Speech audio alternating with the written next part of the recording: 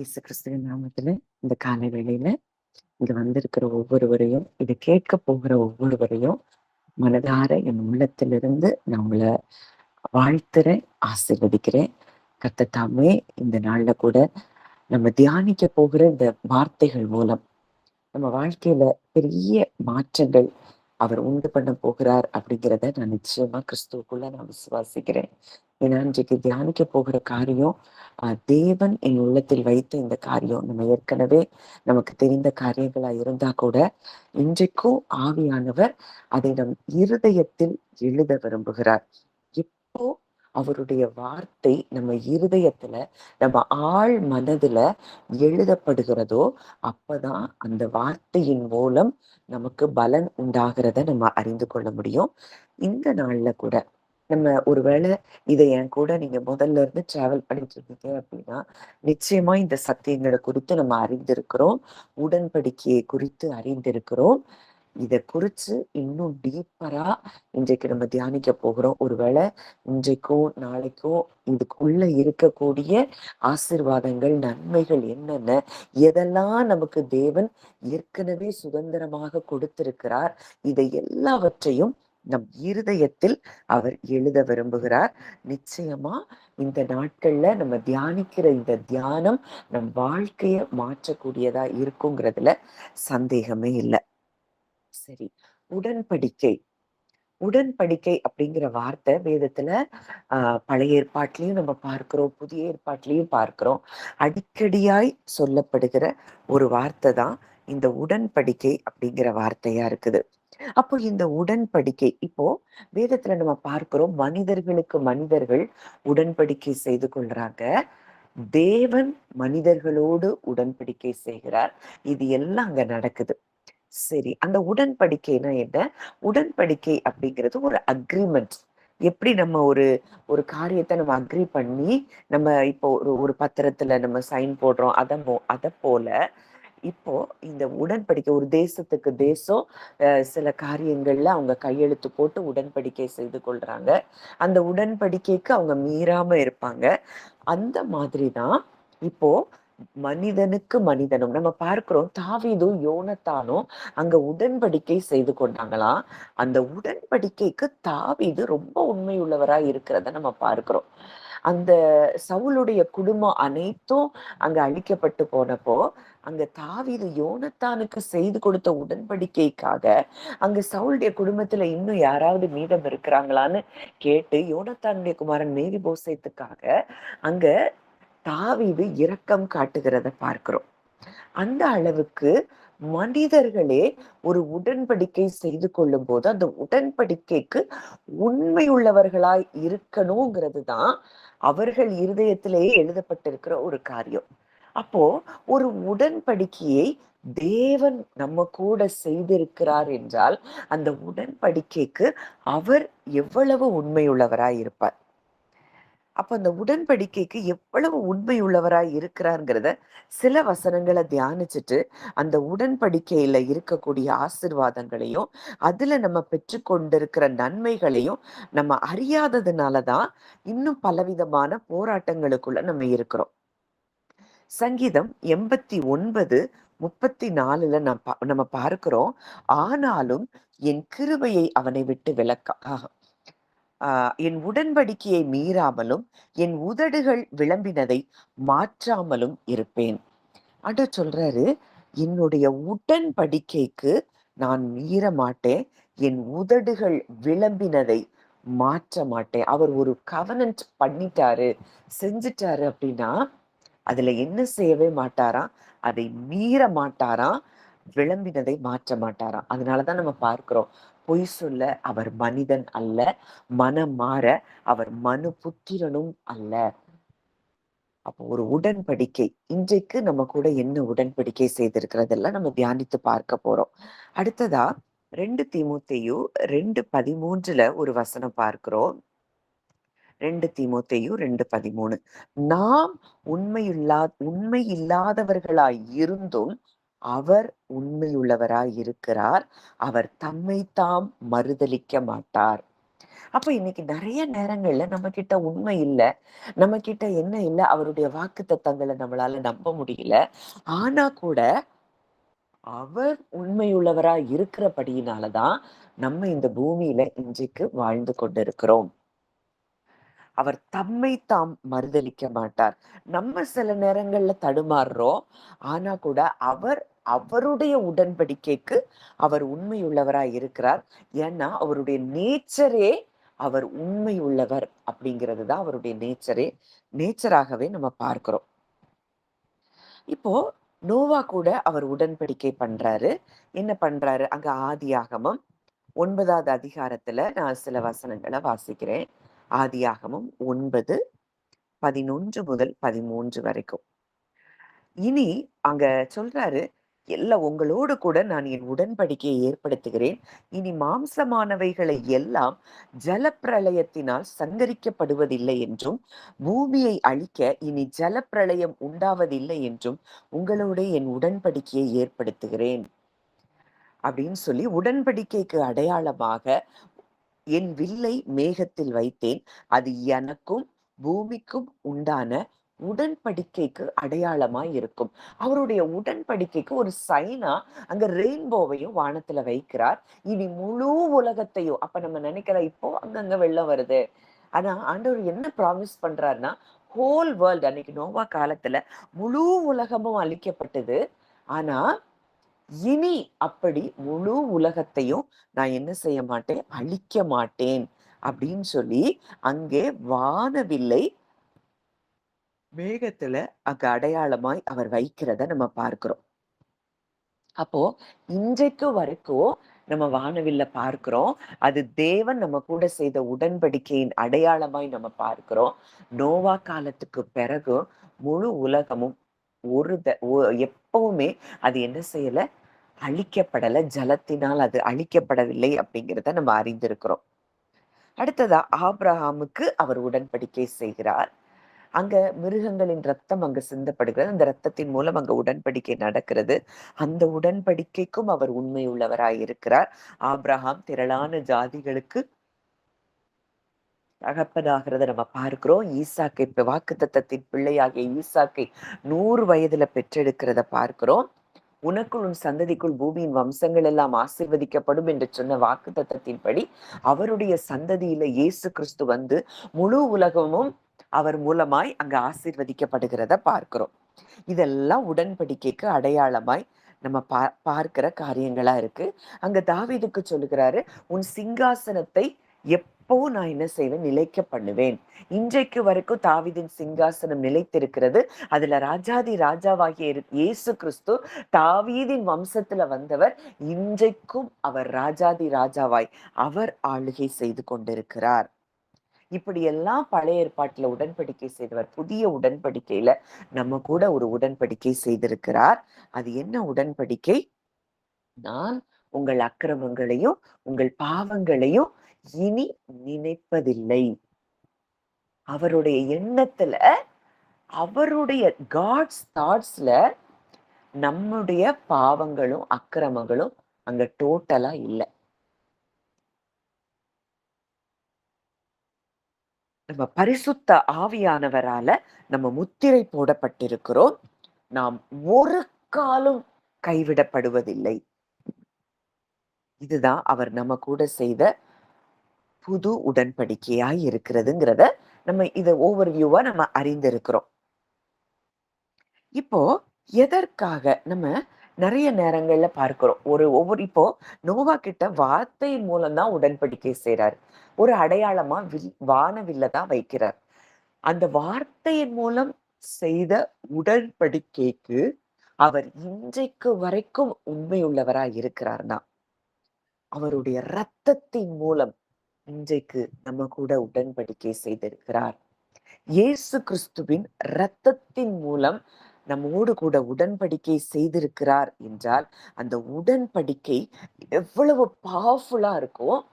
அந்த உடன்படிக்கையை அவரால என்ன செய்ய முடியாது, மீறவே முடியாது. லேவியராகமம் 17:11 நம்ம ஒரு வசனம் பார்க்கிறோம். மாம்சத்தின் உயிர் இரத்தத்தில் இருக்கிறது. For the life of the flesh is in the blood. ரத்தம் ஜீவனை சுமந்து செல்லுகிறதா. இப்போ நீங்க நமக்கு நல்லா தெரியும், நம்ம உலகத்துல நம்ம வாழ்ந்து கொண்டு இருக்கிறோம். இன்னைக்கு நம்ம பாடியில எனி டைப் ஆஃப் சிக்னஸ், எந்த சிக்னஸ் வந்தாலும் ஃபர்ஸ்ட் நமக்கு நமக்கு சொல்ற காரியம் பிளட் எடுத்து டெஸ்ட் பண்ணுங்க. ஏன்னா இந்த பிளட்ல தான் நம்முடைய ஜீவன் அடங்கி இருக்குது. இந்த பிளட் ஃப்ளோ நமக்கு ஃப்ரம் ஹெட் டு டோ ஒழுங்கா இருந்தாதான் நம்ம சரீரம் சரியாக வேலை செய்கிறத நம்ம அறிந்து கொள்றோம். ஏதோ ஒரு பகுதியில அந்த பிளட் ஃப்ளோ சரியில்லைன்னா அந்த பகுதி செயல்படாமல் இருக்கிறத நம்ம பார்க்க முடியும். நம்ம அந்த உறுப்புகள் எல்லாம் அப்படி பிளட் ஃப்ளோ சரியில்லாத இடம்லாம் அது கருத்து போகிறத நம்ம பார்க்கிறோம். அப்போ என்ன இதுல இதுல என்ன நமக்கு புரியுது அப்படின்னா, மாம்சத்தின் உயிர், நம்முடைய ஜீவன் ரத்தத்துல இருக்குது. இப்போ கிறிஸ்துவினுடைய ரத்தம் நமக்காக சிந்தப்பட்டு நம்முடைய முழு பாவங்கள் அற நம்முடைய ரத்தத்தை சுத்திகரித்திருக்கிறது. ஏன் இந்த ரத்தத்தை நம்முடைய ரத்தத்தை அவருடைய ரத்தம் சுத்திகரித்திருக்கிறது? நம்ம ஆதாம் கிட்ட இருந்து வந்த ஜீனியாலஜில இருந்து நம்ம வந்திருக்கிறோம். இது இப்போ ஆதாம் மூலம் நமக்கு பாவம் மரணம் என்கிற பிரமாணம் நம்ம சரீரத்துல செயல்பட்டு கொண்டே வந்தது. இப்போ இயேசுவை விசுவாசித்ததின் நிமித்தம் நம் தேவனுக்கு பிள்ளைகளாய் மாற்றப்பட்டு விட்டோம். நம்ம ஜீனியாலஜி இப்ப ஆதாம் கிடையாது, முதல் ஆதாம் கிடையாது. நம்ம எந்த ஜீனியாலஜில வந்துட்டோம்? கிறிஸ்துவுக்குள்ள நம்ம வந்து பிதாவினுடைய ஜீனியாலஜிக்குள்ள நம்ம வந்துட்டோம்.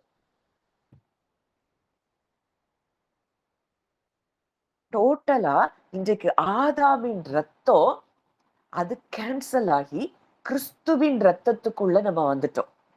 கிறிஸ்துவின் ரத்தம், அதனாலதான் நம்ம கம்யூனியன் எடுக்கும்போது அது அவ்வளோ பவர்ஃபுல்லா இருக்கு. அந்த ரத்தத்தை நம்ம உட்கொள்ளும் பொழுது நம்ம ரத்தத்துல செயல்பட்டு கொண்டிருந்த அந்த பாவம் மரணம் என்கிற பிரமாணம் அது அழிக்கப்பட்டு ஜீவனின் பிரமாணம் நம் சரீரத்துல செயல்படுகிறதுனாலதான் அங்க ஜீவன் கடந்து வருகிறது. 1 கொரிந்தியர் 11 நீங்க கம்யூனியனை பத்தி நீங்க பார்க்கும்போது இது அபாத்திரமா, இந்த ஞானம் இல்லாதபடி, இந்த உணர்வு இல்லாதபடி எடுக்கிறவங்க தான் வியாதியில இருக்கிறாங்க. சிலர் வியாதியில இருக்கிறாங்க, சிலர் மரித்தும் போயிருக்கிறாங்கன்னு வசனம் சொல்லுது. அப்போ இன்றைக்கு கிறிஸ்துவினுடைய ரத்தம், குற்றமற்ற ரத்தம் நமக்காக சிந்தப்பட்டு அங்க நம்ம கூட அந்த ரத்தத்தின் மூலம் அவர் உடன்படிக்கை செய்திருக்கிறார். இந்த ரத்தம் நமக்கு உடன்படிக்கைய முத்திரை போடுகிறதா இருக்குதா, சீல் பண்ணுது. கவனன்ட் என்ன செய்து சீல் பண்ணுது. யாத்திராகமம் 24வது அதிகாரம் 8வது வசனத்துல நம்ம பார்க்கிறோம். அப்பொழுது மோசே ரத்தத்தை எடுத்து ஜனங்களின் மேல் தெளித்து இந்த வார்த்தைகள் யாவையும் குறித்து, கர்த்தர் உங்களோடே பண்ணின உடன்படிக்கையின் ரத்தம் இதுவே என்றார். அங்க வெள்ளாட்டுக்கடா காளையின் ரத்தம் சிந்தப்படுது. அந்த ரத்தத்தை ஜனங்கள் மேல தெளித்து அங்க ஜனங்களை என்ன செய்கிறார்? முத்திரிக்கிறார். அந்த ரத்தம் அவங்களை என்ன செய்து ப்ரொடெக்ட் பண்ணுது. அந்த ரத்தம் அவங்க பாவங்களை மூடுகிறத பார்க்கிறோம். பாவங்கள்ல இருந்து பரிபூர்ணமான ஒரு ஒரு மீட்டெடுப்பு அங்க இல்ல. ஆனா அந்த பாவங்கள் என்ன செய்து மூடப்படுது. இது அப்போ இந்த ரத்தத்துக்கு அவ்வளோ பவர் இருக்கிறத நம்ம பார்க்கிறோம். எபிரேயர் 9:22 நம்ம பார்க்கிறோம், ரத்தம் சிந்துதல் இல்லாமல் மன்னிப்பு இல்லை. நான் வாசிக்கிறேன் இந்த வசனத்தை. எபிரேயர் 9:22. நியாயப்பிரமாணத்தின்படி கொஞ்சம் குறைய எல்லாம் இரத்தத்தினாலே சுத்திகரிக்கப்படும். ரத்தம் சிந்துதல் இல்லாமல் மன்னிப்பு உண்டாகுது. இந்த ரத்தம் யாருக்காக சிந்தப்பட வேண்டியது இருக்கு? நமக்காக சிந்தப்பட வேண்டியது இருக்கு. இப்போ தேவன் நினைச்சாருன்னா அவர் வார்த்தையிலேயே நம்மள என்ன செஞ்சிருக்கலாம்? மன்னித்திருக்கலாம். ஆனா நம்ம மனசாட்சிக்கு அங்க ரத்தம் சிந்தப்பட்டு அந்த ரத்தத்தின் மூலம் டோட்டலா ஆதாமினுடைய அந்த லீனியேஜ்ல இருந்து, அந்த ஜீனியாலஜில இருந்து நம்ம கட்டாகி இன்றைக்கு கிறிஸ்துவின் ரத்தம் நம்ம சரீரத்துக்குள்ள ஓடிக்கொண்டிருக்கிறது அப்படிங்கிற அந்த எண்ணங்கள்ல நம்ம ஸ்திரப்படும்படியாய் இன்றைக்கு கிறிஸ்துவினுடைய ரத்தம் நமக்காக சிந்தப்பட்டு நம்ம கூட அவருடைய ரத்தத்தின் மூலம் அவர் உடன்படிக்கை செய்திருக்கிறார். லூக்கா 22:20 அங்க இயேசு கிறிஸ்து சொல்லுகிற காரியம். லூக்கா 22:20. போஜனம் பண்ணின பின்பு அவர் அந்தப்படியே பாத்திரத்தையும் எடுத்து, இந்த பாத்திரம் உங்களுக்காக சிந்தப்படுகிற என்னுடைய இரத்தத்தினாலாகிய புதிய உடன்படிக்கையாய் இருக்கிறது. என் ரத்தத்தின் மூலம் நான் உங்க கூட ஒரு கவனன்ட் பண்றேன், நான் ஒரு உடன்படிக்கை பண்றேன் அப்படின்னு சொல்லி இயேசு கிறிஸ்து அங்கே என்ன செய்கிறாரு? அவருடைய ரத்தத்தின் மூலம் ஒரு உடன்படிக்கை நம்ம கூட செய்கிறத பார்க்கிறோம். ஏன் அப்படி ரத்தத்தின் மூலம் அவர் உடன்படிக்கை செய்கிறார்னா, ரோமர் 6:23 பார்க்கிறோம், பாவம் எதை கொண்டு வருது? மரணத்தை கொண்டு வருது. ஆனா ரத்தம் எதை நமக்கு கொடுக்குது? ஜீவனை கொடுக்குது. அந்த ஜீவனை கொடுக்கிற ரத்தம் தான் நமக்கு நீதியை கொடுக்கிற ரத்தமா இருக்கிறது. இப்ப ஆதாம் செய்த பாவத்தின் நிமித்தம் எல்லாரும் பாவிகள் ஆக்கப்பட்டோம். ஆனா கிறிஸ்துவினுடைய கீழ்ப்படிதலின் நிமித்தம், அவருடைய ரத்தம் நமக்காக சிந்தப்பட்டதின் நிமித்தம் நம்ம எல்லாரும் இன்றைக்கு நீதிமான்களாய் ஆக்கப்பட்டிருக்கிறோம். அப்போ இதுதான் நிஜமான சத்தியம். அப்ப இன்றைக்கு நம்ம ரத்தத்துல என்ன கிடையாது? பாவம் கிடையாது. அவருடைய ரத்தத்தினால நம்ம கூட உடன்படிக்கை பண்ணி, அவருடைய ரத்தத்தின் ஜீவன் தான் நம்ம சரீரத்துல செயல்படும். இதை நான் சொல்லும் போதே நீங்க ஒவ்வொருவரும் உங்க இருதயத்துக்குள்ள சொல்லுங்க, இயேசு கிறிஸ்துவின் ரத்தம் என் சரீரத்துக்குள்ள ஜீவனாய் செயல்படுகிறதுனால பாவம் மரணம் என்கிற பிரமாணம் அது என்னுடைய சரீரத்தில் செயல்பட முடியாது. இத சொல்லும் போதே நிச்சயமாய் நம்ம ரத்தத்துல இருக்கிற குறைபாடுகள் மாறும். எத்தனையோ சாட்சிகளை நான் கேட்டிருக்கிறேன். டயபெட்டிக் 400 500 இருந்தவங்க எல்லாம் இந்த ஃபெய்த்ல அவருடைய ரத்தம் எனக்காக சிந்தப்பட்டு, அவருடைய ரத்தம் எனக்குள்ள ஓடுகுது, அவருடைய தழும்புகளால நான் குணமானேன்னு சொல்லி சுகர் நார்மல் டயபெட்டிக் லெவலுக்கு வந்து இன்றைக்கு சுகத்தோடு அவங்க இருக்கிறதெல்லாம் நான் பார்த்திருக்கிறேன். அந்த அளவுக்கு நம்முடைய விசுவாசம் தான். இத உங்க இருதயத்துல, என்னுடைய சரீரத்துல கிறிஸ்துவின் ரத்தம் தான் ஓடிக்கொண்டிருக்கிறது. இன்றைக்கு அந்த லீனியேஜ்ல, அந்த ஜீனியாலஜில நான் வந்தபடியினால எனக்கும் ஆதாமுக்கும் எந்த சம்பந்தமும் இல்லை. என்னுடைய சரீரத்துல ஓடுகிற அந்த ரத்தத்துல பாவம் இல்லைன்னா என்னுடைய உடல் உறுப்புகள் அனைத்துக்கும் அந்த ரத்தம் தான் ஓடுது. இப்பொழுதே அந்த உடல் உறுப்புகள் அனைத்தும் பாவம் மரணம் என்கிற பிரமாணத்திலிருந்து அது விடுதலை ஆயிற்றுன்னு சொல்லி நான் பேசுறேன். எனக்குள்ள ஜீவன் கடந்து வருகிறது என்று சொல்லி நான் அறிக்கை இடுகிறேன். நீங்க சொல்லும் போதே உங்க சரீரத்துல பலவீனங்கள் அனைத்தும் மாற்றப்படுகிறத நீங்க பார்க்க முடியும். அடுத்ததா இந்த ரத்தம் நமக்கு என்ன செய்யுது அப்படின்னு சொல்லி நம்ம பார்க்கும்போது, எபிரேயர் 10வது அதிகாரம் 19ஆம் வசனம். எபிரேயர் 10:19 நான் வாசிக்கிறேன். ஆகையால் சகோதரரே, நாம் பரிசுத்த ஸ்தலத்தில் பிரவேசிப்பதற்கு இயேசுவானவர் தமது மாம்சமாகிய திரையின் வழியாய் புதிதும் ஜீவனுமான மார்க்கத்தை நமக்கு உண்டு பண்ணினபடியால் அந்த மாம்சத்தின் வழியாய் பிரவேசிப்பதற்கு அவருடைய இரத்தத்தினாலே நமக்கு தைரியம் உண்டாயிருக்கிறபடியினாலும், அப்போ அவருடைய ரத்தம் இன்னைக்கு ஒரு தைரியத்தை நமக்கு கொடுத்திருக்குது. ஒரு போல்ட் ஆக்சஸ், தேவன் கிட்ட எப்பனாலும் போகலாம். ஒரு காலத்துல நம்ம பயந்துட்டு இருந்தோம், ஆண்டவர் என் ஜெபத்தை கேட்பாரா, என்னையெல்லாம் அவருக்கு பிடிக்குமா, என்னை அவருக்கு நேசிக்க முடியுமா, நான் இவ்வளவு பாவத்தை செஞ்சேனே, இப்படி எல்லாம் நினைச்சிட்டு இருந்தோம். ஆண்டவர் சொல்றார், எப்போ அவருடைய ரத்தம் நமக்காக சிந்தப்பட்டதோ, அவரை எப்போ நம்ம விசுவாசிச்சோமோ, அந்த நொடி பொழுதுல அவர் அக்கிரமங்களையும் பாவங்களையும் நினைக்கிறது இல்லைன்னு சொல்லிட்டாரு. அவருடைய ரத்தம் நமக்குள்ள செயல்படுகிற இடத்துக்குள்ள நம்ம வந்துட்டோம். நம்ம சரீரத்துல இனி ஒரு காலும் பாவத்துக்கு ஏதுவான, பாவத்துக்கு உண்டான எந்த அந்த பாவத்தின் கிரியைகளான வியாதிகளோ, பலவீனங்களோ, எந்த விதத்திலே பொருளாதார குறைபாடுகளோ, ஏன்னா ஆதாமினுடைய சாபம் தான் அங்க அவன் கஷ்டப்பட்டு அவன் என்ன செய்ய வேண்டியது இருக்கு? சம்பாதிக்க வேண்டியது இருக்கு. இது எல்லாம் அந்த கர்ஸ் எல்லாம் அவருடைய ரத்தத்தினால பிரேக் ஆயிருச்சு. எப்போ நிலத்துல அவருடைய ரத்தம் சிந்தப்பட்டதோ, அந்த நிலத்துல கஷ்டப்பட்டு அவன் பிரயாசப்பட்டாதான் அவன் சாப்பிட முடியுங்கிற நிலை அவருடைய ரத்தத்தினாலே அந்த சாபம் முறிக்கப்பட்டதை பார்க்கிறோம். அப்ப நீங்களும் நானும் அவருடைய பிள்ளைகளா இருக்கிறோம்னா, அந்த சாபம் இன்றைக்கு நம்முடைய வாழ்க்கையில முறியடிக்கப்பட்டிருக்கிறது. இனி நம்ம அந்த பொருளாதாரத்தை குறிச்சு நம்ம ரொம்ப என்ன செய்ய வேண்டியதில்லை, கவலைப்பட வேண்டியதில்லை. ஏன்னா இன்றைக்கு நம்ம ரத்தத்திலையும் அந்த அவருடைய ரத்தம் நம்ம ரத்தத்தோட நம்ம அந்த ஜீனியாலஜிக்குள்ள நம்ம வந்தபடியினால இனி நமக்கு பொருளாதாரத்துல குறைவு இல்லை. ஒரு ஆட்டுக்குட்டியின் ரத்தத்தை அடித்து நிலைக்கால்கள்ல பூசின அந்த ஜனங்களுக்கு அவ்வளோ பெரிய ப்ரொடெக்ஷன். அங்க மிகுந்த பொன்னோடும் பொருளோடும் அவங்க புறப்பட்டு வர்றாங்க எகிப்துல இருந்து. காரணம் அந்த ஆட்டுக்குட்டியின் ரத்தம்.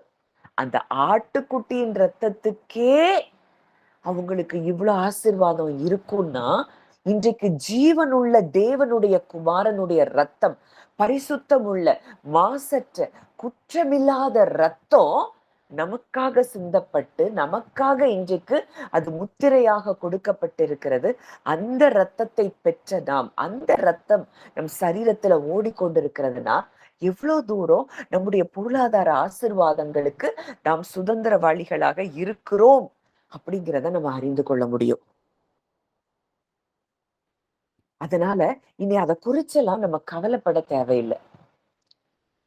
டோட்டலா இன்றைக்கு அவருடைய ஜீவனை நமக்கு கொடுத்து நம்மை ஆளுகை செய்கிற இடத்துல கொண்டு வந்துட்டாரு. படத்தை பார்த்து பேசுனா அது நம்ம கிட்ட வந்து சேரும். பணம் நம்மள ஆளுகை செய்யக்கூடாது. நாம அதை ஆளுகை செய்கிறவர்களாய் மாறணும். அதுதான் பணம் எப்ப நம்மள ஆளுகை செய்யுதுன்னு அறிந்து கொள்ளலாம்னா, ஐயோ இது இது அப்படி அதாவது ரொம்ப பேராசை இருக்கிறவங்களும் பண ஆசைதான். தரித்திரத்துல இருக்கிறவங்களும் இதை எப்படி செய்வோம், இதுக்கு எனக்கு பணம் இல்லையே பணம் இல்லையேன்னு சொல்லி யோசிக்கிறதோ, அதுவும் ஒரு விதமாய் பணம் நம்ம ஆளுகை செய்கிற இடத்துக்குள்ளதான் இருக்கிறோம். 2 எக்ஸ்ட்ரீம்குள்ளேயும் நம்ம போக தேவையில்லை. என் அப்பா இருக்கிறார், பொருளாதாரத்தின் ஆசீர்வாதங்கள் எனக்குரியது, எனக்கு அது வந்து சேரும்னு சொல்லி நீங்க கமெண்ட் பண்ணும்போது, இது எனக்குரிய சுதந்திரம், நான் இதை கமெண்ட் பண்றேன்னு நீங்க சொல்லும் போதே உங்களுக்குரிய ஆசீர்வாதங்களும் பிளெஸ்ஸிங்ஸும் உங்களை வந்து சேருகிறத நீங்க பார்க்க முடியும். அது எப்ப நடக்கும்னா, அவருக்கு டோட்டலா அவருக்கு பிள்ளையாய் நான் இருக்கிறேன். அவர் ரத்தம் தான் எனக்குள்ள ஓடிக்கொண்டிருக்கிறது. இன்னைக்கு எல்லா விதமான பாவங்கள் சாபங்கள்ல இருந்து நான் விடுதலை ஆக்கப்பட்டிருக்கிறேன். நான் நீதிமானாய் ஆக்கப்பட்டிருக்கிறேன் அப்படிங்கிற எண்ணங்கள்ல நம்ம சப்கான்சியஸ் மைண்ட்ல இதுல ரூட் ஆக ஆக ஆக நம்ம என்ன செய்யறோம், விடுவிக்கப்படுகிறோம், ஆசீர்வாதங்களை சுதந்திரித்துக் கொள்ளுகிறோம். அப்போ இந்த காரியங்கள்ல இன்னும் நம்ம பார்க்கும்போது, சரி இந்த புது உடன்படிக்கைய தேவன் நம்ம கூட செஞ்சுட்டார். இந்த புது உடன்படிக்கையின் மூலம் நமக்கு கிடைக்கக்கூடிய ஆசீர்வாதங்கள் என்னென்னலாம் அப்படின்னு சொல்லி நம்ம பார்க்க போறோம். அங்க இப்போ பழைய உடன்படிக்கைக்கும் புது உடன்படிக்கைக்கும் நிறைய டிஃப்ரென்சஸ் இருக்கு. அது ஒரு நாள் டைம் இருக்கும்போது நான் ஷேர் பண்றேன். இன்னைக்கு 1, 2 காரியங்கள், இன்றைக்கு எல்லாவற்றையும் நம்ம சொல்லி முடிக்க முடியாது. அந்த பிளெஸ்ஸிங்ஸை நம்ம ஃபுல்லா பார்க்க முடியாது. ஆனா சில காரியங்கள் நம்ம என்ன செய்ய போறோம், தியானிக்க போறோம். இந்த தியானம் உங்க வாழ்க்கையை நிச்சயம் மாற்றக்கூடியதாய் இருக்கும். அவருடைய மரணத்தின் மூலம் நம்ம கூட அவர் செய்த உடன்படிக்கையின் நிமித்தம் நமக்கு என்னென்னலாம் ஆசீர்வாதங்கள் உண்டாயிருக்கிறது.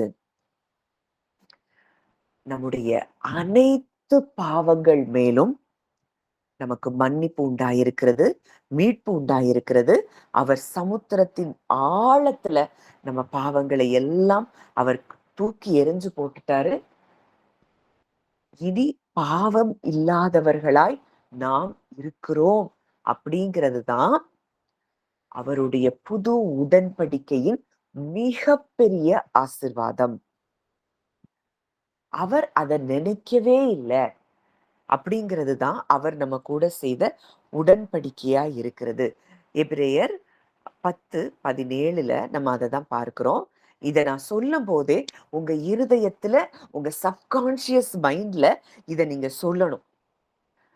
அவர்களுடைய பாவங்களையும் அவர்களுடைய அக்கிரமங்களையும் நான் இனி நினைப்பதில்லை என்பதை சொல்லுகிறார். இப்ப நீங்க சொல்லுங்க உங்க இருதயத்துல, என்னுடைய பாவங்களை, என்னுடைய அக்கிரமங்களை தேவன் நினைக்கிறது இல்ல, தேவன் அதை மறந்து விட்டார். தேவனுக்கு, அவருக்கு இப்ப நம்ம பாவங்களை நினைக்க கூட இல்ல, அதை டோட்டலா அவர் மறந்துட்டார். அப்ப அந்த பாவங்கள் நமக்கு மன்னிக்கப்பட்டுருச்சு அப்படின்னா நம்ம டோட்டலா எல்லா விதமான சாபங்களிலிருந்தும் நம்ம விடுதலையாக்கப்பட்டிருக்கிறோம். கொலோசேயர் 2:13. கொலோசேயர் 2:13. இருளின் உங்கள் பாவங்களினாலேயும் உங்கள் மாம்ச விருத்த சேதனம் இல்லாமையினாலேயும் மரித்தவர்களாய் இருந்த உங்களையும் அவரோடே உயிர்ப்பித்து அக்கிரமங்கள் எல்லாவற்றையும் உங்களுக்கு மன்னித்து, சொல்லுங்க, நான் என்னுடைய பாவங்களில மரித்து போயிருந்தேன். இன்றைக்கு அவர் மரித்த பொழுது நானும் மரித்து, கிறிஸ்து உயிர்த்தெழுந்த பொழுது நானும் உயிர்த்தெழுந்து, அப்போ இன்றைக்கு நான் புது சிருஷ்டியாய் இருக்கிறேன். நான் சொல்லும் போதே உங்க இருதயத்துல சொல்லுங்க, இன்றைக்கு நீங்க எப்படி கிறிஸ்து இந்த உலகத்துல இருந்தாரோ அத போலத்தான் நான் இந்த உலகத்தில் இருக்கிறேன். என்னைய பார்க்கும்போது எனக்கிட்ட ஒரு பாவமும் இல்லாதபடிதான் என் பிதா என்னை பார்க்கிறார். அதாவது நம்ம பரிபூர்ணம் உள்ளவர்களாய் இருக்கிறோம். பரிசுத்தராய் நான் இருக்கிறேன், குற்றமற்றவளாய் நான் இருக்கிறேன். நான் இன்றைக்கு உன்னதத்துல அவர் கூட பிளேம்லெஸ்ஸா நான் உட்கார்ந்து இருக்கிறேன். இதுதான் புது உடன்படிக்கையின் கீழே இருக்கிற முதல் ஆசீர்வாதம். அடுத்ததா ஒரு ஆசீர்வாதம் நமக்கு கொடுக்கப்பட்டிருக்கு. அவர் நம்முடைய இருதயத்துல அவருடைய பிரமாணங்களை என்ன செய்யறாராம்? எழுதுகிறாராம்.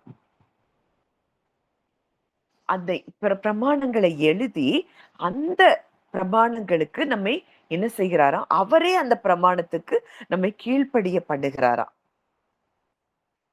நான் அந்த வசனத்தை வாசிக்கிறேன். எசேக்கியேல் 36. எசேக்கியேல் 36வது அதிகாரம். இது பழைய ஏற்பாட்டிலேயே அவர் சொன்ன தீர்க்க தரிசன வார்த்தையா இருக்குது. அங்க சொல்லப்பட்டிருக்கிற வார்த்தை 25, 26, 27. அப்பொழுது நான் உங்கள் மேல் சுத்தமான ஜலம் தெளிப்பேன். நான் உங்களுடைய எல்லா சுத்தங்களையும் உங்களுடைய எல்லா நரகலான விக்கிரகங்களையும் நீக்கி உங்களை சுத்தமாக்குவேன். நீங்கள் சுத்தமாவீர்கள். உங்களுக்கு நவமான இருதயத்தை கொடுத்து உங்கள் உள்ளத்திலே புதிதான ஆவியை கட்டளையிட்டு உங்கள் கல்லான இருதயத்தை உங்கள் மாம்சத்தில் இருந்து எடுத்து போட்டு சதையான இருதயத்தை உங்களுக்கு கொடுப்பேன். உங்கள் உள்ளத்திலே என் ஆவியை வைத்து உங்களை என் கட்டளைகளில் நடக்கவும் என் நியாயங்களை கைக்கொள்ளவும் அவைகளின் படி செய்யவும் பண்ணுவேன். இனி நம்ம இல்ல, இனி இந்த ஆவியானவருக்கு எனக்குள்ள ஒரு ஆவியை தேவன் கொடுத்திருக்கிறார். அதாவது அந்த முதல் ஆதாமுக்குள்ள நம்ம முழுவதுமாய் ஃப்ளஷ்ல வந்துட்டோம். நம்ம சரீரத்திலையும் நம்ம ஆத்துமா நம்ம யார் அப்படின்னு சொல்லுகிற காரியங்கள்லயே நம்ம என்ன செஞ்சிட்டோம்? அதுலயே வாழ ஆரம்பிச்சிட்டோம். ஆனா எப்போ கிறிஸ்து கூட மரிச்சு கிறிஸ்து கூட நம்ம உயிர் தெழுந்து உன்னதத்துல அவர் கூட உட்கார்ந்தோமோ அப்பவே நம்ம ஆவி மனிதனாய் நம்ம மாறிட்டோம். இனி நம்ம சோல் சொல்றது, நம்ம ஃபிளஷ் சொல்ற காரியங்கள்ல நம்ம செயல்பட முடியாது. அப்படி செயல்பட்டு கொண்டிருந்தோம்னா நம்ம முதல் ஆதாம்குள்ள இருக்கிறோங்கிறது தான் அர்த்தம். அதனாலதான் அங்க வசனம் சொல்லுது, நீங்கள் பழைய மனுஷனை களைந்து போட்டு உங்கள் உள்ளத்திலே புதிதான ஆவி உள்ளவர்களாகி அப்படின்னு சொல்லி நம்ம பார்க்கிறோம். அப்ப பழைய மனுஷன்னா யாரு? அந்த ஆதாமுக்கு கீழே ஃபிளஷ், சோல் இதுலயே வாழ்ந்துட்டு இருக்கிற அந்த மனுஷனை களைந்து போட்டு உள்ளத்திலே புதிதான ஆவி உள்ளவர்களாகி, ஆண்டவர் சொல்றாரு, நவமான இருதயத்தை உங்களுக்கு கொடுத்து உங்கள் உள்ளத்திலே புதிதான ஆவியை கட்டளையிட்டு, நீங்க சொல்லுங்க, என் உள்ளத்துல அவர் புதிதான ஆவியை கொடுத்திருக்கிறார். நான் இன்றைக்கு புது சிருஷ்டி, பழையவைகள் ஒளிந்து போயின. உங்களை குறிச்சு எல்லாரும் கொடுத்த ஐடென்டிட்டி, உங்களை குறிச்சு நீங்க கொடுத்த ஐடென்டிட்டி இது நீங்க இல்ல. நீங்க இன்றைக்கு யாரா இருக்கிறீங்க? அவருக்கு பிள்ளைகளா இருக்கிறீங்க. அவருடைய ரத்தம் நம்மை பூரணமாய் சுத்திகரித்திருக்கிறது, பரிபூர்ணப்படுத்தி இருக்கிறது. உள்ளத்துல புதிதான ஆவியை கொடுத்து கல்லான என் இருதயத்தை அவர் எடுத்து என் இருதயத்துல சதையான இருதயத்தை வைத்திருக்கிறார். சப்கான்சியஸ என்ன செஞ்சிட்டாரு? டோட்டலா அவர் புதுசா மாற்றி சதையான ஒரு இருதயத்தை நமக்கு என்ன செஞ்சிட்டாரு? கொடுத்துட்டாரு. நம்முடைய உள்ளத்துல அவர் ஆவிய வச்சுட்டாராம். வைத்து அவருடைய கட்டளைகளில் நடக்கவும் நியாயங்களின் கை கொள்ளவும் பண்ணுவேன். அப்போ எப்போ நம்ம ஸ்பிரிட் பீயிங்கிறத நம்ம அறிந்து கொண்டு ஸ்பிரிட்லயே நம்ம வாழ ஆரம்பிக்கிறோமோ ஆட்டோமேட்டிக்கா நம்ம கஷ்டப்பட்டு, ஐயோ நான் எல்லாரையும் நேசிக்கணும், நான் எல்லாரையும் ஆசீர்வதிக்கணும், எல்லாரையும் அன்பு செலுத்தணும், இத நம்ம கஷ்டப்பட்டு செய்ய வேண்டியதே இல்லை. நீங்க ஆவியில நீங்க யாரா இருக்கிறீங்க, உங்க உள்ளத்துல நீங்க இருதயத்துல நீங்க யாரா இருக்கிறீங்கிறத ஆழமா அறிய அறிய அறிய நீங்க அவருடைய சுபாவத்தின்படி, அவருடைய சாயலின்படி நம்ம என்ன செய்வோம்? நடக்க ஆரம்பித்து விடுவோம். நீங்க சொல்லுங்க, என் உள்ளத்துல புதிதான ஆவியின்படி, புதிதான ஆவியை தேவன் வைத்திருக்கிறார். அந்த புதிதான ஆவி எதை சொல்லுது? வசனம் சொல்லுது, அந்தபடி மறுபடியும் நீங்கள் பயப்படுகிறதற்கு அவர் அடிமைத்தனத்தின் ஆவியை கொடாமல் அப்பா பிதாவே என்று கூப்பிடக்கூடிய புத்திர சுவிகாரத்தின் ஆவியே உங்களுக்கு கொடுத்திருக்கிறார். நம்ம உள்ளத்துல அவர் கொடுத்திருக்கிற ஆவி என்னதான்? அப்பான்னு கூப்பிடுற ஆவி, டேடின்னு கூப்பிடுற ஆவி அவர் நமக்கு கொடுத்திருக்கிறார். இன்னைக்கு நம்ம ஜெபத்துக்கு போகும்போது, அப்பா கிட்ட போகும்போது நம்ம எந்த எண்ணத்தோட போய் கொண்டு இருக்கிறோம்? நீங்க உங்களை நினைச்சு, ஐயோ நான் இப்படி இருக்கிறேனே, நான் இப்படி இருக்கிறேனே, நான் இப்படி இந்த எண்ணத்தோட நீங்க போனீங்கன்னா இன்னும் நீங்க ஸ்பிரிட் பீயிங்ல நீங்க யாரா இருக்கிறீங்கிறத அறியாம நீங்க போறீங்க. ஆனா உள்ளத்துல அவர் ஆவியில நமக்கு என்ன கொடுத்திருக்கிறார்? அப்பான்னு கூப்பிடக்கூடிய ஆவியை கொடுத்திருக்கிறார். இதுதான் புதிதான ஆவி. இந்த ஆவியில நம்ம செயல்படும் போதுதான் சாத்தான் நம்மளை பார்த்து நடுங்குவான். இன்னைக்கு வரைக்கும் குற்ற மனசாட்சிக்குள்ளேயே நம்ம வாழ்ந்து கொண்டிருந்தோம்னா அது அவன் நம்ம ஃபிளஷ்லயே செயல்பட்டு கொண்டிருக்கிறோங்கிறது தான் அர்த்தம். நம்ம இன்னும் ஸ்பிரிட் பீயிங்கா நம்ம என்ன செய்யல? மாறல. ஆண்டவர் இந்த காலை வேளையில நம்ம இருதயத்துல இந்த எண்ணங்கள் விதைக்கப்படணும்னு சொல்லி விரும்புறார். நான் ஒரு ஆவி மனுஷன், இந்த ஸ்பிரிட் தான் நான் இன்றைக்கு தேவனுக்கு பிள்ளையா இருக்கிறேன், சர்வ வல்லமை உள்ளவருக்கு நான் பிள்ளையா இருக்கிறேன் அப்படிங்கிறத உங்க இருதயத்துல நீங்க சொல்ல சொல்ல சொல்ல, நான் சொல்லும் போதே இந்த காரியங்களை உங்க இருதயத்துல நீங்க சொல்லுங்க. அடுத்ததா பரிசுத்த ஆவியானவர். இன்றைக்கு நம்ம புது உடன்படிக்கையின் கீழே முதலாவது பார்த்தோம், பாவம் பரிபூர்ணமாய் நீக்கப்பட்டிருக்கு, கழுவப்பட்டிருக்கு, மன்னிக்கப்பட்டிருக்கு. அவர் நினைக்கவே இல்லை, அவருக்கு தெரியவே தெரியாது. அடுத்ததா நம்ம பார்த்தோம், புதிய ஆவி, புதிய இருதயம். அப்பான்னு கூப்பிடுகிற ஆவிய நமக்கு கொடுத்துட்டார். அடுத்ததா நமக்கு கொடுத்திருக்க புது உடன்படிக்கையின் கீழே நம்ம பெற்றிருக்கிற ஆசீர்வாதம், யோவான் 14வது அதிகாரம், இது நமக்கு நல்லா தெரிஞ்ச காரியம்தான். 14வது அதிகாரம் 16, 17வது வசனம். அதுல நம்ம என்ன பார்க்கிறோம்? பரிசுத்த ஆவியானவர், நான் பிதாவை வேண்டிக் கொள்ளுவேன், அப்பொழுது என்றென்றைக்கும் உங்களுடனே கூட இருக்கும்படிக்கு சத்திய ஆவியாகிய வேறொரு தேற்றரவாளனை அவர் உங்களுக்கு தந்தருளுவார். உலகம் அந்த சத்திய ஆவியானவரை காணாமலும் அறியாமலும் இருக்கிறபடியால் அவரை பெற்றுக்கொள்ள மாட்டாது. அவர் உங்களுக்குள்ளே வாசம் பண்ணி உங்களுக்குள்ளே இருப்பதால் நீங்கள் அவரை அறிவீர்கள். எத்தனை பேர் நம்ம ஹோலி ஸ்பிரிட் நம்ம கூட இருக்கிறாரு, நமக்குள்ள இருக்கிறாருங்கிறத நம்ம ஃபீலிங் வரைக்கும் நம்ம அனுபவிக்கிறோம். ஆனா சொல்றாரு, உங்க கூட என்றென்றைக்கும் இருக்கக்கூடிய தேற்றரவாளன். இன்னைக்கு உங்களுக்குள்ள, எனக்குள்ள என்றென்றைக்கும் இருக்கிற தேற்றரவாளன் எனக்குள்ளே இருக்கிறார். அத நீங்க சொல்லுங்க. தேற்றரவாளன் எனக்குள்ளே இருக்கிறார். கம்ஃபர்டர். நீங்க சோர்ந்து போற நேரம், உங்களை ஏதோ ஒரு காரியம் துக்கப்படுத்துற நேரம், உடனே அந்த தேற்றரவாளன் உங்க கூட வார்த்தையின் மூலம் தேற்றுகிற தேற்றரவாளன் உங்களுக்குள்ளே இருக்கிறார். உலகம் அவரை பார்க்கல, அவரை அறியல. அதனால அவங்க அவரை என்ன செய்யல, பெற்றுக்கொள்ளல. ஆனா அவர் உங்களுடனே வாசம் பண்ணி, சொல்லுங்க, பரிசுத்த ஆவியானவரே, நீங்க எனக்குள்ள வாசம் பண்றீங்க, நீங்க எனக்குள்ள இருக்கிறீங்க, நான் உங்களை அறிந்து கொள்றேன். அப்போ அந்த பரிசுத்த ஆவியானவர் நமக்குள்ள இருக்கிறாருங்கிறத நம்ம அறியதான் அவருடைய டைரக்ஷன்ஸை நம்ம பெற முடியும். We can be led by the Spirit. இப்ப அவர் நமக்குள்ள இருக்கிறாருங்கிற அந்த ஒரு ஆள் மனதுல அந்த எண்ணமே இல்லைன்னா அவருடைய சத்தத்தை நம்மளால கேட்கவே முடியாது. அப்போ இந்த பரிசுத்த ஆவியானவர் நமக்குள்ள இருந்து ஒவ்வொரு நிமிஷமும் நமக்கு நினைப்பூட்டுகிற காரியம் என்ன?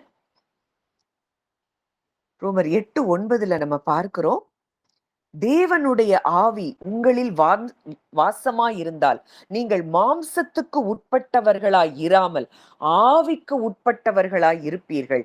கிறிஸ்துவின் ஆவி இல்லாதவன் அவருடையவன் அல்ல. இப்போ தேவனுடைய ஆவிதான் நமக்குள்ள வாசமா இருக்குது. நம்ம இன்றைக்கு மாம்சத்துக்கு உட்பட்டவர்களா இருக்க முடியாது. ஆதாமுக்கு கீழே நம்ம வாழ முடியாது. பழைய ஆதாமுக்கு கீழே, முதல் ஆதாமுக்கு கீழே ஃபிளஷ்லயே அவன் வாழ்ந்துட்டு இருந்தான். ஐயோ, நான் இதை இப்படி செஞ்சுட்டேனே, நான் அதை அப்படி செஞ்சேனே, நான் அந்த காலத்துல இந்த பாவம் செஞ்சேனே, இப்படியே இந்த பாவத்தின் எண்ணங்கள்லயே அவன் செஞ்ச செயல்கள்ல நிமித்தமே அவன் என்ன செஞ்சுட்டு இருக்கிறான், வாழ்ந்து கொண்டு இருக்கிறான். அவனால தேவன் கிட்ட நெருங்கவே முடியல. இப்ப அவருடைய ரத்தம் நம்முடைய சகல பாவங்களை நீக்கி சுத்திகரித்து, இன்றைக்கு அவருடைய ரத்தம் தான் நம்ம சரீரத்துல ஓடுதுன்னா அந்த ரத்தத்துல என்ன இல்ல, பாவம் இல்ல. இதுதான் நமக்கு சிலுவையின் மூலம் நமக்கு கிடைத்திருக்கிற மிகப்பெரிய ஸ்லாக்கியம். புது உடன்படிக்கையில நமக்கு கிடைத்திருக்கக்கூடிய பெரிய பிளெஸிங். இந்த பிளெஸிங் நமக்கு உண்டானதுனால இன்றைக்கு நம்ம ஆவிக்குட்பட்டவர்களாய் நம்ம மாறிட்டோம். இந்த ஆவிக்கு உட்பட்டவர்களுக்குள்ள நடக்கிற மாற்றங்கள் என்ன அப்படின்னா, ஆவியின் சிந்தை. இந்த ஆவியிலேயே நம்ம வாழ ஆரம்பிக்கும் போது எப்பவும் நமக்குள்ள லைஃப் ஃப்ளோ ஆயிட்டே இருக்கும், எப்பவும் நமக்குள்ள சமாதானம் இருந்துட்டே இருக்கும். எந்த காரியத்தை குறிச்சும் நம்ம பதற்றப்பட மாட்டோம். ஏன்னா நான் இன்றைக்கு நீதிமானா இருக்கிறேன், நான் பரிசுத்தம் உள்ளவளாய், குற்றமற்றவளாய், பரிபூர்ணப்படுத்தப்பட்டவளாய் இருக்கிற வசனம் தெளிவா சொல்லுது. நீங்க எப்ப ஆவியில நடக்கிறீங்களோ அப்பதான் பிளெஸிங்ஸ இன்ஹெரிட் பண்ண முடியும். அங்க கிறிஸ்துவின் ஆவி நமக்குள்ள வாசமா இருந்தால் சாவுக்கேதுவான சரீரங்கள் உயிர்ப்பிக்கப்படுதாம். அப்ப இன்றைக்கு அவருடைய ஆவியானவர் உங்களுக்குள்ள வாசம், நீங்க சொல்லுங்க, பரிசுத்த ஆவியானவர் எனக்குள்ள நீங்க வாசம் பண்ணுகிறபடியினால என்னுடைய சரீரத்தின் அவயவங்கள் எல்லாம் உயிர்ப்பிக்கப்படுகிறது. எல்லாம் ஒன்று விடாம அது உயிர்ப்பிக்கப்படுகிறத நீங்க பார்க்க முடியும். நாம் மாம்சத்தின்படி பிழைக்கிறதற்கு மாம்சத்துக்கு கடனாளிகள் அல்ல, மாம்சத்தின் படி பிழைத்தால் சாவீர்கள், ஆவியினாலே சரீரத்தின் செய்கைகளை அழித்தால் பிழைப்பீர்கள். ஆவியினால சரீரத்தின் செயல்களை அழிக்கிறதுனா என்ன? நான் ஸ்பிரிட் பீயிங்கிறதுல நம்ம ரூட் ஆகும் போது அந்த ஃபிளஷ்ல வர்ற தாட்ஸ், ஐயோ அது இல்ல இது இல்ல, நீ அப்படி பாவம் செஞ்சுட்ட இப்படி பாவம் செஞ்சுட்ட, இதுல இருந்து நீ எப்படி வர முடியும், இப்படி முழுக்க முழுக்க முழுக்க முழுக்க இந்த சரீரத்தையும் ஆத்துமாவுல நமக்கு அந்த எழும்புகிற பல காரியங்களும் நம்மளை டாமினேட் பண்ணும்போது, முதல் ஆதாம் கிட்ட இருந்து வந்த காரியங்கள், பயம், வெட்கம், குற்ற மனசாட்சி, இது எல்லாம் நம்மளை டாமினேட் பண்ணிட்டே இருக்குன்னா அங்க மாம்சத்தின்படி நம்ம பிழைத்து கொண்டு இருக்கிறோம். அங்க என்ன உண்டாகுது? மரணம் உண்டாகுது. என்ன மரணம்? அவரு கூட நம்மளால இணைக்கவே முடியல. நம்ம அவரு கூட ஒன்றிணைய முடியாத ஒரு வாழ்க்கை தான் நம்ம வாழ்ந்து கொண்டிருப்போம். ஆனா ஆவியினாலே நான் யாரு? நான் அவருக்கு பிள்ளை, நான் பரிசுத்தம் உள்ளவள், குற்றமற்றவள், நான் நீதிமான், நான் எல்லாரையும் ஆசீர்வதிக்க அழைக்கப்பட்டிருக்கிறேன், நான் எல்லாரையும் நேசிக்க அழைக்கப்பட்டிருக்கிறேன், நான் அவர் சாயலா இருக்கிறேன், நான் புது சிருஷ்டியா இருக்கிறேன் அப்படின்னு சொல்லி அந்த சரீரத்தின் செய்கைகளை நம்ம அழிக்கும் போது, நான் பூமிக்கு உப்பா இருக்கிறேன், உலகத்துக்கு வெளிச்சமா இருக்கிறேன், நான் எல்லாவற்றிலும் ஜெயம் பெறும்படி அழைக்கப்பட்டிருக்கிறேன் அப்படின்னு சொல்லி சரீரத்தின் செய்கைகளை அழிக்கும் போது நம்ம என்ன செய்யறோமா? பிழைக்கிறோம். எவர்கள் தேவனுடைய ஆவியினாலே நடத்தப்படுகிறார்களோ அவர்கள் தேவனுடைய புத்திரராய் இருக்கிறார்கள். நீங்க மாம்சத்தின்படி நடத்தப்பட்டுட்டே இருந்தீங்கன்னா 1 கொரிந்தியர் 3ல சொல்றாரு, நீங்க இன்னும் மாம்சத்தின் பிள்ளைகளா இருக்கிறீங்களே, இன்னும் நீங்க முதிர்ச்சி அடையலையே, இன்னும் சின்ன பிள்ளைகளாவே இருக்கிறீங்களே, பொறாமை இருக்கு, வாக்குவாதம் இருக்குன்னா இன்னும் நீங்க எப்படி இருக்கிறீங்க? சிறு பிள்ளையாவே நீங்க இருக்கிறீங்களே அப்படின்னு சொல்லி அங்க தேவன் சொல்லுகிறத அங்க பவுல் சொல்லுகிறத நம்ம பார்க்கிறோம். ஆனா தேவனுடைய ஆவியினால நீங்க நடத்தப்படுவீங்க. நீங்க யாரு அப்படிங்கிற அந்த ஐடென்டிட்டியில, எதுக்காக நான் இதை ரொம்ப ஃபோர்ஸபிளா நான் சொல்றேன்னா, இது நம்முடைய இருதயத்துல ஆழமாய் பதிக்கப்படணும். அப்போ அவருடைய ஆவியினால நம்ம நடத்தப்படுகிறதுனா, அவருடைய ஆவியை பெற்ற நாம் அவருக்கு பிள்ளைகளாய் இருக்கிறோம். அப்பான்னு கூப்பிடுகிற ஆவியதான் நமக்குள்ள அவர் வைத்திருக்கிறார். நாம் தேவனுடைய பிள்ளைகளாய் இருக்கிறோம் என்று ஆவியானவர் தாமே நம்முடைய ஆவியுடனே சாட்சி கொடுக்கிறார். இங்க ஆவியில தான் அவர் சாட்சி கொடுத்துட்டே இருக்கிறாரு. உங்க இன்புட் எங்க இருந்து நீங்க உங்களுடைய இன்புட் எடுக்கிறீங்க? சோல்ல இருந்து, ஃபிளஷ்ல இருந்து நீங்க எடுக்கிறீங்கன்னா அது பழைய ஆதாம் கிட்ட இருந்து வருது. நீங்க ஸ்பிரிட்ல இருந்து உங்களுக்கு உண்டான தேவையான இன்புட்டை நீங்க எடுக்கிறீங்க அப்படின்னா அது உங்க சோலையும் அது என்ன செய்து புதிதாக்குது, உங்க சரீரத்தையும் புதிதாக்குகிற காரியத்தை நம்ம பார்க்கிறோம். ஆவியில சொல்லிட்டே இருக்கிறாரு, நீ நீ தேவனுக்கு பிள்ளை, நீ தேவனுக்கு பிள்ளை, நீ தேவனுக்கு பிள்ளை. நீங்க சொல்லுங்க, நான் தேவனுக்கு பிள்ளையா இருக்கிறேன். என் ஆவியானவர் எனக்குள்ள நீங்க சாட்சி கொடுத்து கொண்டே இருக்கிறீங்க. நான் இன்றைக்கு தேவனுக்கு பிள்ளையா இருக்கிறேன். நாம் பிள்ளைகளானால் சுதந்திரருமாமே. தேவனுக்கு சுதந்திரரா, கிறிஸ்துவுக்கு உடன் சுதந்திரரா. அப்ப இன்றைக்கு தேவனுக்குரிய எல்லாவற்றையும் இன்ஹெரிட் பண்ணுகிற இடத்துல நம்ம வந்திருக்கிறோம். அப்ப இவ்வளோ பெரிய ஸ்லாக்கியம் நமக்காக கொடுக்கப்பட்டிருக்கு. இன்றைக்கு 3 காரியங்களை நம்ம தியானிச்சிருக்கிறோம். புது உடன்படிக்கையில நமக்கு கொடுக்கப்பட்டிருக்கிற ஆசீர்வாதம்.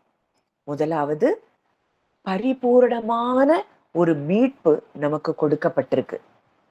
பாவம் இனி நம்ம நம்ம நம்ம அதாவது நம்முடைய வாழ்க்கையில பாவங்கிறதே கிடையாது. டோட்டலா நம்ம பரிபூர்ணப்படுத்தப்பட்டு இருக்கிறோம். நீங்கள் கிறிஸ்துவுக்குள் என்ன செய்றீங்களா? பரிபூர்ணமா இருக்கிறீர்கள். நம்ம பரிபூர்ணமா இருக்கிறோம். we are perfect, we are complete. அடுத்ததா, நம்ம இருதயத்தில் அவர் புதிதான இருதயத்தையும் புதிதான ஆவியையும் நமக்குள்ளே கொடுத்திருக்கிறார். அடுத்ததா, பரிசுத்த ஆவியானவர் நிரந்தரமா நமக்குள்ள வாசம் பண்ணி நமக்கு அவர் என்ன செய்யறாரு? ஒரு சாட்சி கொடுத்துட்டே இருக்கிறாரு. நீ தேவனுக்கு பிள்ளை, நீ தேவனுக்கு பிள்ளை, நீ இத குறிச்சு நீ கலங்க வேண்டாம், நீ அவர் இத பாத்துக்கிடுவாரு, நீ அப்பாவுக்கு பிள்ளையா இருக்கிறபடியினால உன் கவலை அவர் மேல வச்சிரு, நீ தேவனுக்கு பிள்ளை. இதுதான் ஆவியானவர் நம்முடைய ஆவிக்குள்ள பேசிட்டே இருக்கிறாரு. இன்றைக்கு இந்த வார்த்தை உங்க ஒவ்வொருவரோடு கூட பேசி கொண்டிருக்கிறது. இன்னும் நிறைய ஆசீர்வாதங்கள் புதிய உடன்படிக்கையில இருக்குது. நம்ம முடிந்தால் நாளைக்கு அதை நம்ம இன்னும் டீட்டெயிலா பார்ப்போம். இப்ப நம்ம ஜெபத்துக்குள்ள நம்ம போகலாம். நல்ல தகப்பனே, நன்றியோடு உம்மை துதிக்கிறோம், ஸ்தோத்தரிக்கிறோம் அப்பா.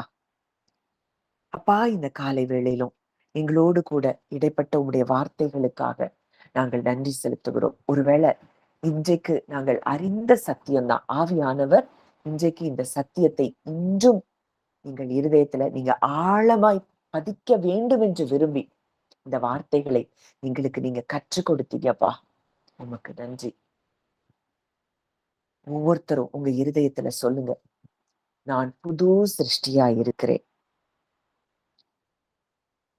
நான் மன்னிக்கப்பட்டிருக்கிறேன், தேவன் என்னுடைய பாவங்களை நினைக்கவே இல்லை, எனக்கு தேவன் புதிய இருதயத்தை புதிய ஆவிய கொடுத்திருக்கிறார், என் இருதயத்துல அவருடைய கட்டளைகளை எழுதி அதன்படி என்னை நடக்க பண்ணுகிறார்.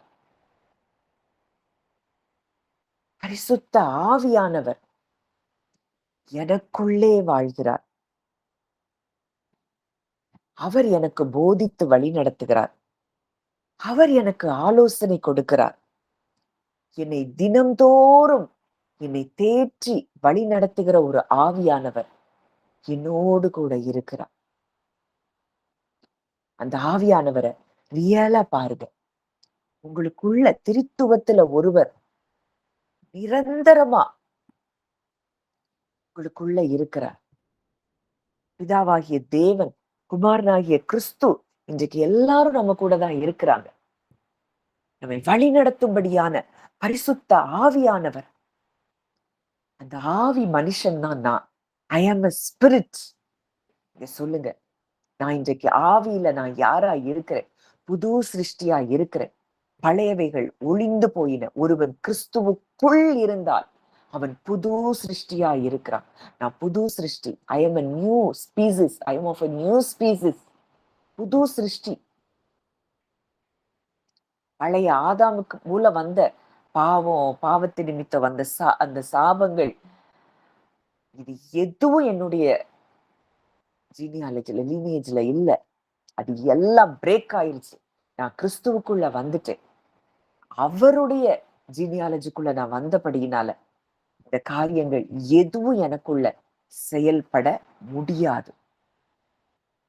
இத நீங்க ஆழ் மனதுல நீங்க சொல்ல சொல்ல சொல்ல உங்க சரீரத்துல அழுத்தி கொண்டிருந்த எந்த பகுதிகள்ல வலிகள் இருந்தாலும் அந்த வலிகள் மறைகிறத நீங்க பார்க்க முடியும். அப்பா அப்படின்னு கூப்பிடுற புத்திர சுவிகாரத்தின் ஆவி மனுஷனை தான் நம்ம பெற்றிருக்கிறோம். I am totally a spirit being. முழுமையுமாய் நான் ஆவி மனிதன். நான் முதல் ஆதாமுக்குள்ள இல்ல, நான் 2ஆம் ஆதாமாகிய கிறிஸ்துவுக்குள்ள இருக்கிறேன். நான் புது சிருஷ்டியா இருக்கிறேன். தேவன் பக்கத்துல உன்னதத்துல அவர் கூட நான் உட்கார்ந்து இருக்கிறேன். நான் பேசுற காரியம் நடக்குது. நான் பேசுற காரியங்கள் இந்த பூமியில சிருஷ்டிக்கப்படுது. நான் நீதிமான்.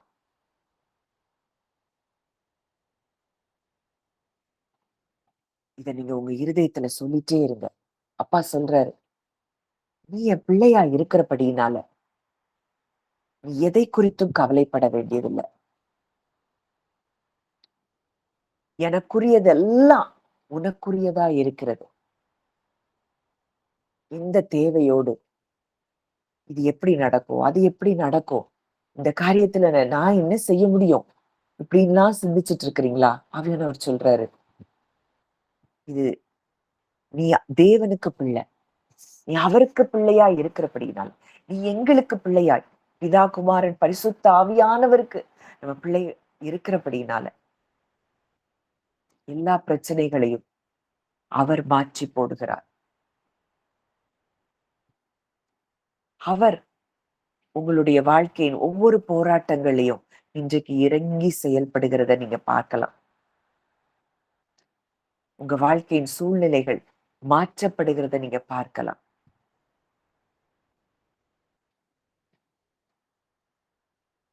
ஒரு பெரிய விடுதலை இன்றைக்கு உங்க ஆவியில ஆண்டவர் தேவன் தந்துட்டு இருக்கிறாரு. அந்த ஆவியில நீங்க யாரா இருக்கிறீங்கிறத ஆழமா தியானிக்க தியானிக்க தியானிக்க உங்க இருதயம் சமாதானத்தினாலையும் சந்தோஷத்தினாலையும் நிரம்புகிறத நான் பார்க்கிறேன். யாரெல்லாம் இத உண்மையா சீரியஸா எடுத்து இந்த வார்த்தையை உங்க இருதயத்துல தியானித்து கொண்டு இருக்கிறீங்களோ, விதைத்து கொண்டு இருக்கிறீங்களோ, அவங்களுக்கு இந்த வார்த்தைகள் இனி வரப்போகிற நாட்கள்ல 100 மடங்கு அது பலன் தருகிறத நம்ம பார்க்கிறோம். புதிய ஆவி, புதிய இருதயம். நான் தேவனுடைய புத்திரனாய் இருக்கிறேன். இன்னைக்கு நீங்க எந்த ஒரு சின்ன காரியத்தை குறிச்சு கூட, சின்ன காரியமோ பெரிய காரியமோ, எதை குறிச்சு கவலைப்பட வேண்டியதில்லை. ஏன்னா நீங்க சொன்ன பாத்திரத்துல அப்பா அதுக்கு பதில் கொடுக்கிறார். தானியேலை பார்த்து சொல்றாரு, நீ மிகவும் பிரியமானவன், நீ வேண்டிக் கொள்ள தொடங்கின போதே கட்டளை வெளிப்பட்டது. இந்த தானியேல் பழைய உடன்படிக்கையின் கீழ் இருந்த அந்த தானியேலுக்கு இந்த ஸ்லாக்கியம் இருக்கும்னா,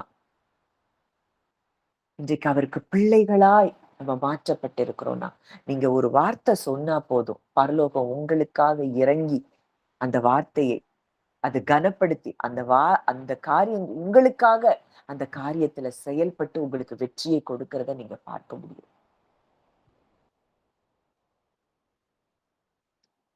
உடனடியா அங்க இயேசு கிறிஸ்துவ பார்த்து பிதா கொடுக்கிற ஒரு ஆசீர்வாதம். பிதா ஒரு டிக்ளேர் பண்றாரு, இவன் என்னுடைய நேசகுமாரன், இவரில் பிரியமாயிருக்கிறேன். அப்போ பிரியமானவர்களா நம்ம மாறிட்டோம்னா, நம்ம வேண்டுதலுக்கு உடனடியா உடனடியா பதில் வருது.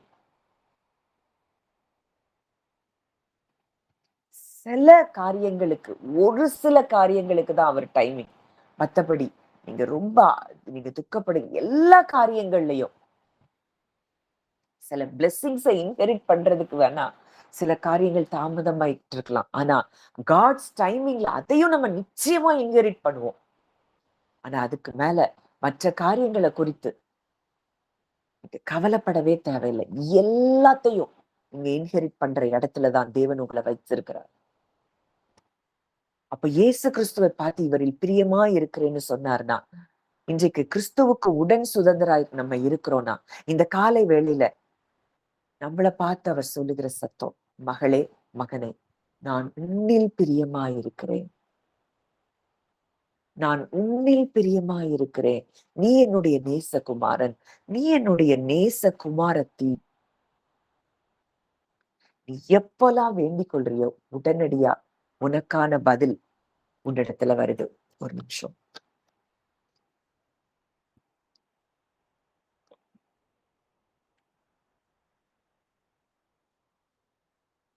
அந்த போல்ட்னஸ் உங்களுக்கு தேவன் கொடுத்திருக்கிறார். இயேசு கிறிஸ்துவுக்கு எங்கேயுமே பயம் இல்ல. அற்புதங்களை செய்யும் போதும் எந்த காரியத்தை குறிச்சு அவருக்கு பயமே இல்லை. காரணம் என்னன்னா, அவர் அதுல ரூட்டா இருந்தார். நான் அப்பாவுக்கு பிள்ளை. அதனாலதான் இரவெல்லாம் அவரு கூட உறவாடுறாரு.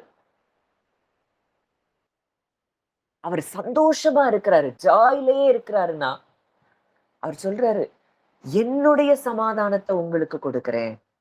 ஏன்னா அவருக்கு என்ன சமாதானம், என் பிதா எப்பவும் என் கூட இருக்கிறாரு, என் பிதா எப்பொழுதும் என் ஜெபத்துக்கு பதில் கொடுக்கிறாரு. இதுக்கு மேல நமக்கு சமாதான சந்தோஷம் கிடைக்க உலகத்துல வேற என்ன தேவை? அந்த சமாதானத்தை தான் இன்றைக்கு நமக்கு கொடுத்திருக்கிறார். எல்லாம் புது உடன்படிக்கையின் கீழே நமக்கு கொடுக்கப்பட்டுள்ள ஆசீர்வாதங்கள். இன்னைக்கு எதெல்லாம் உங்க மனதுல பாரமா இருக்கோ, அழுத்திட்டு இருக்குதோ, எதெல்லாம் உங்க விண்ணப்பங்களா இருக்கோ, அதெல்லாம் அப்பாட்ட கொடுத்துட்டு நீங்க இளைப்பாறுதலுக்குள்ள வரும்படி தேவன் விரும்புகிறார். சொல்லிருங்க, இப்பவே உங்க இருதயத்துல இருந்து அப்பா, நீங்க என் அப்பா. நான் உங்கள்ட்ட எல்லாத்தையும் குடுத்துடுறேன். இதெல்லாம் எனக்கு அழுத்தமான காரியங்களா இருக்குப்பா. ஆனா நான் அல்ல. இனி எனக்குள்ள நீங்க வாசம் பண்றீங்க. எனக்காக யாவையும் நீங்க செய்து முடிப்பீங்கப்பா. நான் உங்ககிட்ட இந்த காரியத்தெல்லாம் ரிலீஸ் பண்ணிடுறேன். அவ்வளத்தையும் நீங்க ரிலீஸ் பண்ணுங்க. நீங்க மூச்ச உள்வாங்கும் போது, நான் ஆவி மனிதன்கிறத உணருங்க. மூச்ச வெளியில விடும்போது, உங்க ஆத்துமாவுல இருந்த கலக்கங்கள அப்படியே அப்பாட்ட ரிலீஸ் பண்ணுங்க. எதெல்லாம் தேவைகள குறித்தோ, குறைவுகள குறித்தோ, குடும்பத்தின் சூழ்நிலைகள குறித்தோ, எதெல்லாம் உங்கள அழுத்திட்டு இருந்ததோ, அப்பாட்ட அப்படியே ரிலீஸ் பண்ணுங்க. உங்க காரியங்கள்ல நீங்க அற்புதங்கள பார்க்க முடியும். ஒரு பெரிய விடுதலைய தேவன் இன்றைக்கு நம்முடைய ஆவியில, ஆத்துமாவுல, சரீரத்துல நமக்கு தந்து கொண்டே இருக்கிறார். விடுதலை உண்டாயிற்று. அவருடைய ரத்தம் அப்படியே உங்களுக்குள்ள இறங்கிக் கொண்டே இருக்கிறத நீங்க பாருங்க. உச்சம் தலையிலிருந்து உள்ளங்கால் வரைக்கும் கிறிஸ்துவினுடைய ரத்தம் தான் உங்களுக்குள்ள ஃப்ளோ ஆகுதுன்னா, உங்களுடைய பாடி பார்ட்ஸ் ஒவ்வொன்றுக்குள்ளயும் உங்க குடும்பத்தாருடைய பாடி பார்ட்ஸ்ல உச்சம் தலையிலிருந்து உள்ளங்கால் வரைக்கும் அவருடைய ரத்தம் ஃப்ளோ ஆயிட்டே இருக்கிறத நீங்க பாருங்க. அது ஜீவனை கொடுக்கிற ரத்தம். உங்க சரீரத்துக்கு எந்த இடத்துலலாம், எந்த உறுப்புகள்ல எல்லாம் ஜீவன் இல்லாமல் இருந்ததோ, அந்த இடத்துல எல்லாம் ஜீவன் உண்டாகுது. எல்லாருக்குள்ளயும் அந்த ரத்தம் தான் இறங்கி செயல்படுகிறதுன்னு சொல்லி உங்க இருதயத்துல பேசுங்க. மூளை பகுதியில ஓடுகிற ரத்த ஓட்டத்துல அவருடைய ரத்தம் தான் கலந்திருக்கு. அதனால சிந்தனைகள்ல இனி கிறிஸ்துவின் சிந்தை தான் உண்டாகும்னு சொல்லி அவர் ரத்தம், அவருடைய சரீரத்தின் ரத்தம் நமக்குள்ள ஓடிக்கொண்டிருக்குமானால் நம்ம எண்ணங்களும் அவரை போலதான் இருக்கும். கிறிஸ்துவின் சிந்தை தான் நமக்கு உண்டாயிருக்குது. அவர் எப்படி எல்லாரையும் ஆசீர்வதிக்கிறாரு, அவர் எப்படி எல்லாரையும் நேசிக்கிறாரு, அவர் எப்படி எல்லாரோடு கூட ஐக்கியமா சமாதானமா இருக்கிறார். அத போலதான் நானும் இருக்கிறேன் அப்படின்னு நீங்க சொல்ல சொல்ல சொல்ல நீங்க பிரத்யட்சமா ஆவியானவரால நடத்தப்படுகிறத நீங்க ஒவ்வொரு நாளும் உணர முடியும். ஒரு பெரிய வல்லமை உங்க சரீரத்தை நிரப்பிக் கொண்டே இருக்குது. பரிசுத்த ஆவியானவர் உங்களை நிரம்ப பண்ணி கொண்டு இருக்கிறார்.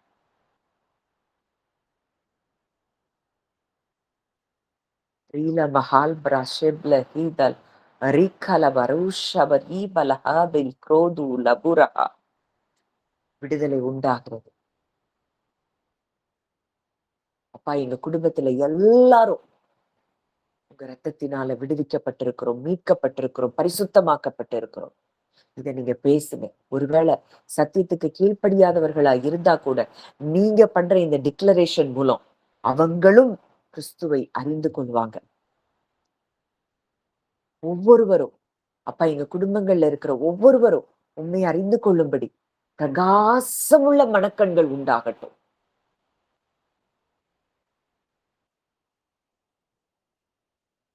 அப்படியே என் தேவன் எங்கள் ஜெபத்தை கேட்டு எங்களுக்கு பதில் கொடுக்கிறீர். ஏன்னா நாங்க பிரியமானவர்களாய் எங்களை நீர் பார்க்கிறீர். நேச குமாரத்திகளாய், குமாரர்களாய் எங்களை நீங்க பார்க்கிறீங்கப்பா. கர்த்தராகிய இயேசு கிறிஸ்துவை விசுவாசி, அப்பொழுது நீயும் உன் வீட்டாரும் ரட்சிக்கப்படுவீர்கள் என்று சொன்ன வார்த்தையின்படி உங்க குடும்பமே ரட்சிக்கப்படுகிறத நாங்க பார்க்கிறோம். விடுதலை அடைகிறத நாங்க பார்க்கிறோம். சந்தோஷத்துக்குள்ள நாங்க வர்றோம். கர்த்தர் அப்படியே எங்களை பிளஸ் பண்றீங்கப்பா. இந்த காலை வேளையிலும் தகப்பனே, எங்களோடு கூட இடைப்பட்ட உங்களுடைய வார்த்தைகளுக்காக நாங்கள் நன்றி செலுத்துகிறோம். விசேஷ விதமா எங்க இருதயத்துல விதைக்கப்பட்டிருக்கிற, எழுதப்பட்டிருக்கிற இந்த வார்த்தைகள் அது பலன் தருகிறதற்காய் 100 மடங்கு, 1000 மடங்கு அது பலன் தருகிறதற்காய் நன்றி செலுத்துகிறோம். கல்லான இருதயத்தை நீங்க எடுத்துட்டீங்கப்பா. சதையான இருதயத்தை எங்களுக்கு நீங்க தந்துட்டீங்க. அன்புடன் எல்லாரையும் நோக்கி பார்க்கக்கூடிய இருதயத்தை தந்துட்டீங்க. உனக்கு நன்றி. நன்றி அப்பா. அப்பாவுடைய பிள்ளையாய் மனதார இங்க வந்த ஒவ்வொருவரையும் நான் பிளஸ் பண்றேன். இந்த வார்த்தைகள் அவர்களுக்கு ஆசீர்வாதமா இருக்கட்டும் என்று சொல்லி நான் ஜெபிக்கிறேன். கர்த்தர் தாமே நீர் அப்படியே ஆசீர்வதிக்கிறதற்காக நன்றி செலுத்துகிறேன். இயேசுவின் மூலம் கேட்கிறோம் ஜீவனுள்ள நல்ல பிதாவே. ஆமென், ஆமென். தேங்க்யூ. இந்த தியானத்திலேயே நம்ம தொடர்ந்து இருப்போம். ஒவ்வொரு நாளும் காலையில எழும்பின உடனே சொல்லுங்க, நான் தேவனுக்கு பிள்ளை. இதுதான் நம்ம வார்த்தை நம்ம இருதயத்துல இருந்து எழும்புகிற சத்தமா இருக்கணும். நீங்க அதை சொல்லிட்டே இருங்க. உங்க வாழ்க்கையில நடக்கிற விடுதலைகளை நீங்க நிச்சயம் பார்க்க முடியும். கர்த்தர் இந்த வார்த்தை உங்களுக்கு 100 மடங்கு பலன் தரும்படியாய் கர்த்தர் உங்களை ஆசீர்வதிப்பாராக. தேங்க்யூ. நாளைக்கு